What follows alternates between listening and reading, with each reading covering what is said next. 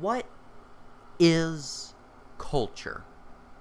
According to Merriam-Webster, it's the customary beliefs of social forms and material traits of a racial, religious, or social group.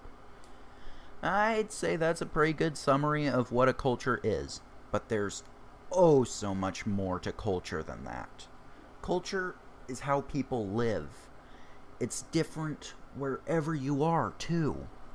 And there are so many factors that are thrown into what makes a culture unique, such as climate, geography, religion, and more. It's pretty awesome. And I'm quite excited, and I hope you are too. My name is Gavin, and let's hop right into this. Cultures often start out with people just trying to survive in the wilderness in different conditions. I will often be saying that food and drink are the two of the biggest representations of a people's culture, and for good reason. It's usually what people in their area have to eat or drink, so they make the most with it. Ever wonder why alcohol is so popular in European majority nations? For a long time, it was how people got access to cleaner water in Europe. Just a drop of any alcoholic drink could kill all sorts of dangerous stuff in water. But Gavin, what about stories? Good question, viewer I made up. Stories often start out as ways to teach younger generations about the past, or how to survive. Those stories then become a lot more dramatic, often to help people pay more attention to the stories. Then they often turn into songs, plays, poetry, and becomes extremely important to their culture. I mean, if, let's say, your history teacher was singing about Napoleon's defeat at Waterloo, you would probably be paying attention. You would either be cringing hard or genuinely interested. Heck! Stories also turn into religions. Speaking of religion, that is also a major factor in culture formation. Religion often plays a role into many people's diets and choice of clothing. For example, India, eating beef is heavily looked down upon, since cows are seen as sacred creatures in the Hindu faith. Heck, Americans ever wonder why kosher salt isn't called coarse salt?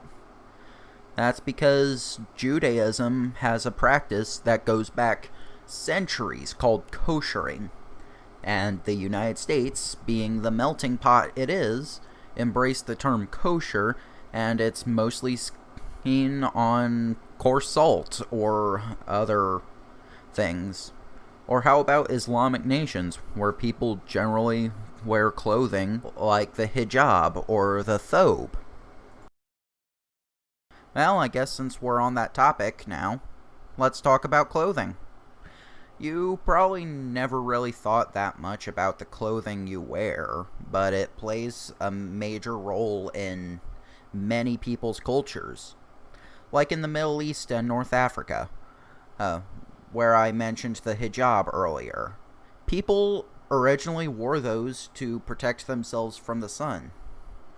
Heck, at first, clothing itself was invented to be protection from the elements, and then people got fancy with it. That's a pretty good definition of culture.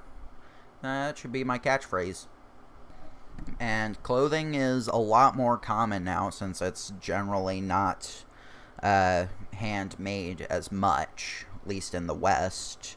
It's generally mass-produced, and people can be just as expressive with mass-produced clothing as traditional clothing, as they can show off their favorite brand or their favorite franchise.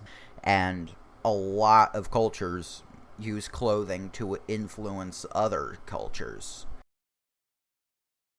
Well, hey, since we're on the topic of influence now, let's go there. No, not that mountain. Cultural influence It's going to be a topic we discuss in a future video, but let's go over briefly what it is for now.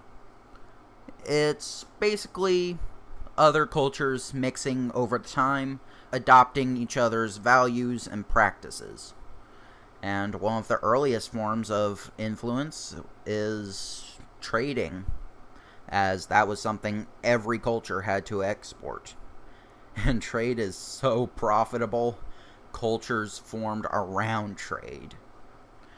When you live in a city that's by a coastline, it's generally a good place where trade is done, so port cities tend to both be wealthier and more culturally diverse, such as the Phonecians, which started a colonial empire around trade. Now that we have a decent understanding of what a culture is and how it's formed, I think we've reached the end of the video. If you liked this video, be sure to leave a like, and please comment and subscribe too. It really helps a lot, and it would mean so much. My name is Gavin, and this is World of Culture.